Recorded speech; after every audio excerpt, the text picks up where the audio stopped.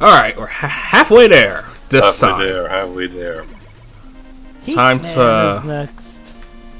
bring on the heat. I'm sorry. Hey, Dedge, the heat is on. Ha!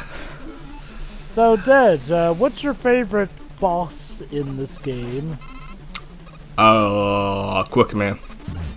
Design-wise or for fight-wise? Yes. Fair enough. Also, guess what the gimmick of the stage is? This is Mega Man in The Floor is Lava. Yeah. I actually wonder, if you had to pick, like, say, from each game, a Robot Master to represent that game, which would you pick for each one? Mega Man 1, either Elect Man or Guts Man. Dunno. Of course. Mega Man 2, Quick Man or Metal Man. Mega Man 3, course. either Shadow Man or Snake Man. Yeah, I could see Snake Man working for that definitely, as well as Shadow Man, since he's a different kind of robot made from alien metal. Yeah, the weird thing is, like, the comics were tying that in. It's like, oh, he's part of Rob here's Moon the from favorite Super. beat, the disappearing platforms. Yeah. Everyone's favorite. Yeah. Yeah, if anything, it is actually one of the gimmicks of Mega Man games that I really don't like. Mostly because, for now we start fine enough, but later on we become in this weird pattern that you have to literally memorize, And so if you don't happen to don't have good reflexes or a good memory capacity, you're screwed, essentially. Also, Apparently they're called Yuku blocks. Okay. Also, watch out, players. Or because appearing blocks. Because I was just looking at the Mega Man Maker wiki and I realized, wait, that's not accurate. Also, look at that, a usage for the Crash Bomber. I'm sure Yep. it will be just that insignificant. Yep. It's a lot more useful in Smash, I'm gonna be honest. The top spin is useful in Smash. For later. Oh, here we go. Just found an interesting bit about Digital Eclipse. We have item 2. Go on, Pedro. Pedro.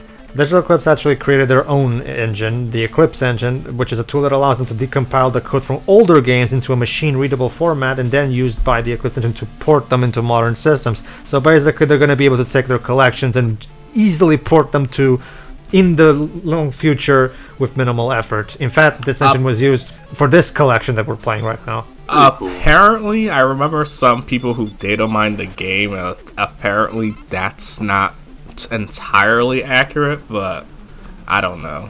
That was 4 years ago, so who knows what could have happened. Logistics is sketchy, I guess. He was also used for the Disney Afternoon Collection. And obviously, since Heatman is made out of fire, you put him out with bubbles. Of course. Bubbles are This is how technically SpongeBob water. would defeat him. Yeah, that's basically... there was a video game where SpongeBob's main method of attacking is with bubbles, actually. Wasn't that Revenge of the Flying Dutchman? Yes, Even- on the GBA. And on PlayStation 2. I owned that.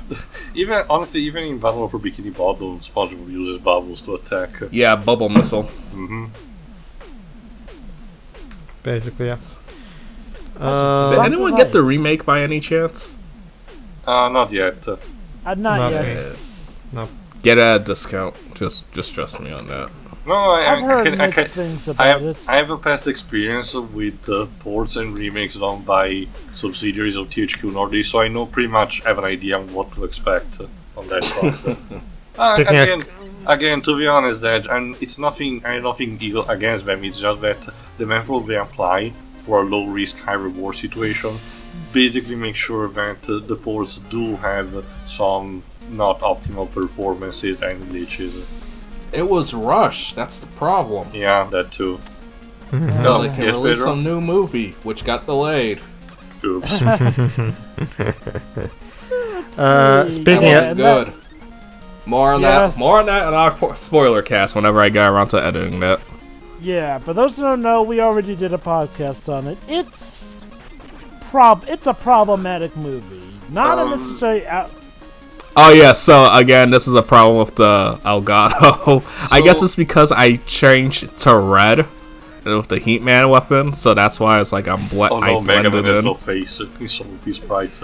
Yeah, it is weird because this sprite flickering doesn't happen because I do own this Legacy collection. I've played it so this sprite flickering doesn't happen when I'm playing it. So yeah, it must be. I guess it just had to do with the Elgato. It's weird. I didn't get it either.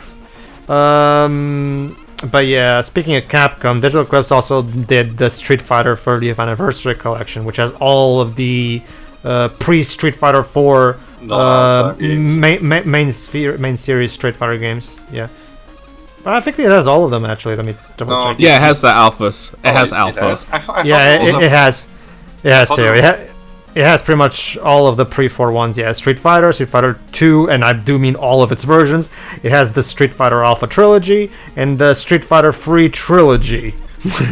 So. Well, you remember, Pedro, the reason why it was that because when Vanilla Street Fighter 3 was released, and they essentially canned most of the cast of Street Fighter 2 in favor of newcomers, people were not really happy about that. So yeah, that's why Ryu and Ken were in it. And then then Second Impact they added Akuma and first Ray. Hey, look, it's Chun-Li. It's amazing how both Mortal Kombat 3 and Street Fighter 3 committed the exact same mistake. And Tekken 3 as well. Yeah, it was kind of a trend of it. I think including Virtua Fighter 3 had that going on. Don't quote me too entirely on that, but it might be. I get the idea that it was like a trend that people behind fighting games thought it was the cool thing to do. Don't worry about for Namco. Soul Calibur waited until the 5th title to do that kind of shit, and it was still bad. And that Soul Calibur 6 is like, hey, remember that one guy that was in the very first Soul Calibur game? Okay, he's DLC. Well, actually, a couple of them, Dedge, because the DLC spots were actually referred for the latest one that came out. Huang. Well, yeah. it did skip 5 as well, so honestly, yeah, apparently, like I was told that's his first Soul Calibur appearance since the first one. Since the 4th one, yes, he did skip 5. Although I'm a bit miffed that despite the 2 DLC packages, they didn't bother to bring back Dampierre. He was actually my favorite.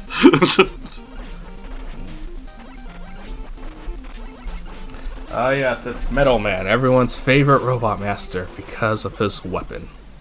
One that he's terrified of himself? Yeah, I don't get that. I get it, it's a joke, but it's like... It's the acrophobic word, the joke, why they did that.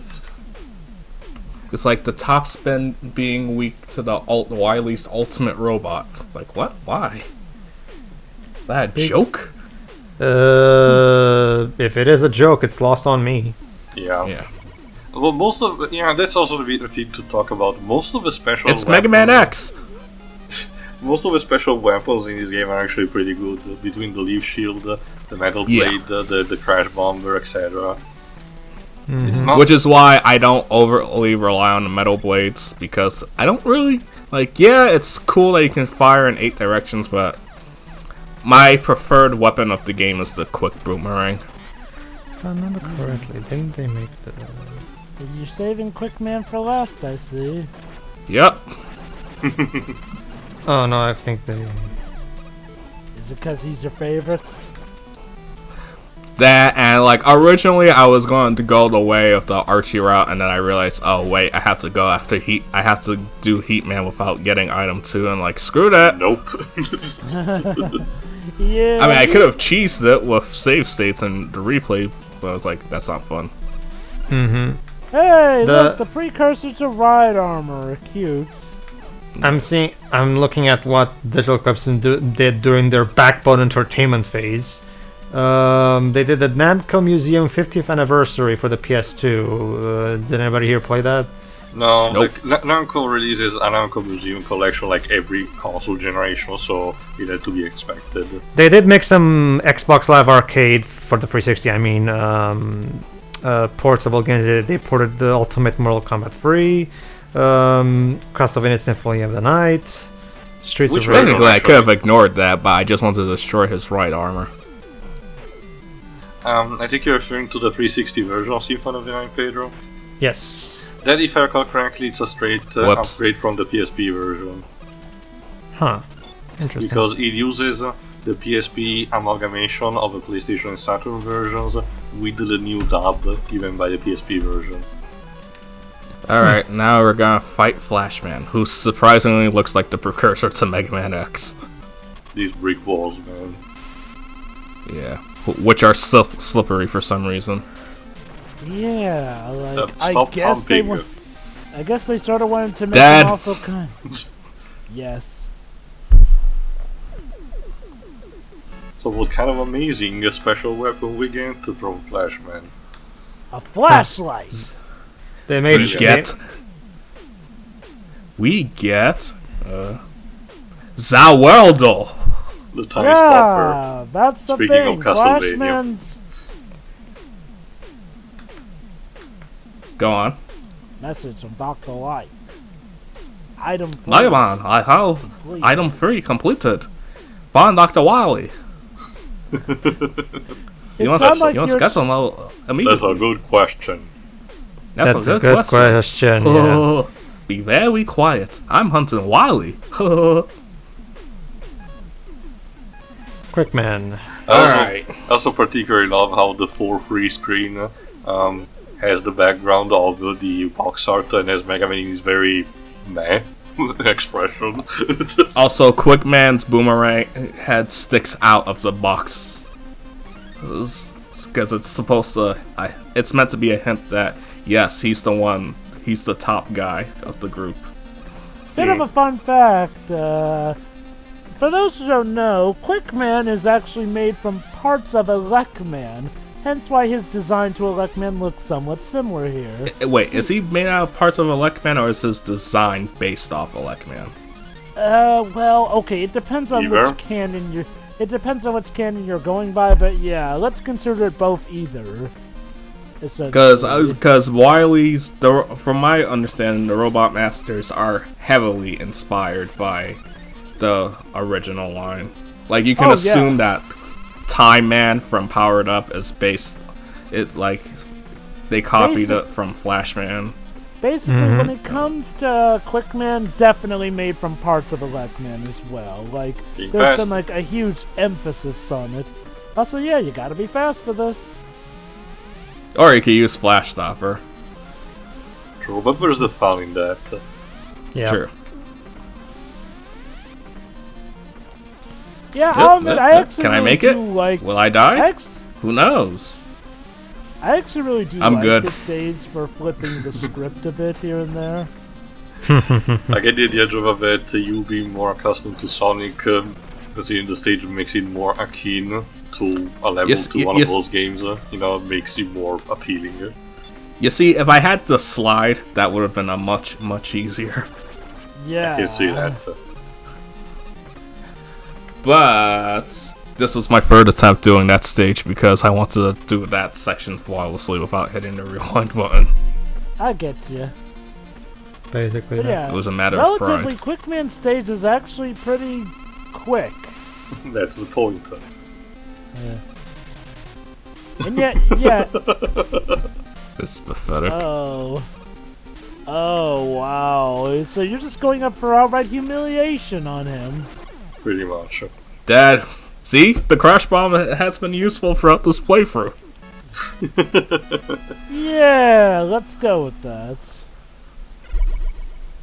Use a Heatman stage, use an Crashman stage. No, it's Crashman. Flashman stage. Sorry. Use it here. And here we have my favorite weapon, Quick Boomerang. Which we'll be seeing in a couple minutes. Hey, What Wiley. a wonderful sound. With his eyebrows wiggling. The interesting thing is that Digital Eclipse hold the distinct honor of being the Yeah, and use the iconic Wally Fortress 2, which is the one we see also in Smash games. Oh boy. Because Mega Man 2, it's the game that they keep relying on the most. I can Speaking of stuff that understand gets why. reused a lot, Visbeam. Holy Yeah. cow, Visbeam. I mean, it's probably one of the best in the entire franchise, so I can imagine that. Yeah, I can understand why they keep relying on 2. Because a couple nights ago I did replay as Hi, Carol. Didn't realize that it's ridiculously short. It is. While all of these games can be beaten pretty quickly if you know what you're doing. True, but it's like because this is the most straightforward. You have the 8 Robot Masters, then you have the Wily Castle, which is like 5 levels, and then you have like compared to Free, you have the Dock Robots, and then you go straight to Wily's Castle. Oh, no one likes Dock Robots. Then 4 and 5 and 6, you had the fake castles. Oops. Oops. Well. Couldn't you use the rewind feature there? I didn't want to. But yeah, the interesting thing is that Digital Eclipse, back during their Backbone phase, held the distinctive honor of being the last developer to port Sonic 3 and Sonic & Knuckles to a console. Because Sonic 3 and Sonic to Xbox 360. Okay. Because unlike Sonic 1 and 2, 3 and Sonic and Knuckles were never released on the PS3. Okay. Unless of course you count the Ultimate Sonic Genesis collection. What year was that? 2009. For the consoles. like the year Jackson died. Yes. Like a celebration thing. However, the Steam version was only in 2015. But I'm saying here. Oh, actually, no. I'm instead asked which console was the one that they ported, and you answered me. Oh, sure. Well, thank goodness you had enough item ones. Yeah, that's why I didn't use it. Yeah, that's one thing. Even with Mega Man 2, it does have some of those cases where if you use a certain thing the wrong way, you're boned. Mm-hmm. Yep, we'll see in the next part. Oh, boy. Again, it's not as geekish as Ghosts and Goblins, but the hints are there. Oh, since you brought it up, you looking forward to the remake? Yes, actually. I think I mentioned this in the Mega Man 4 run instead. But I really like the art style used, which is the medieval kind of... Oh no, I disappeared! Oh no! But yes, but also by the way, Shovel Knight will use this sequence as well without Anglerfish instead. Yeah. But yeah, I kind of look forward to that. The gameplay trailer showcase, but it's a bit slow. Also, seizure warning. Jesus Christ. Hey, it's not The Incredibles 2, okay? But no, basically to answer you, Jova, yes, I look forward to that. I guess we'll see you for the grand finale of the next part. The epic conclusion. Yeah, but... See ya.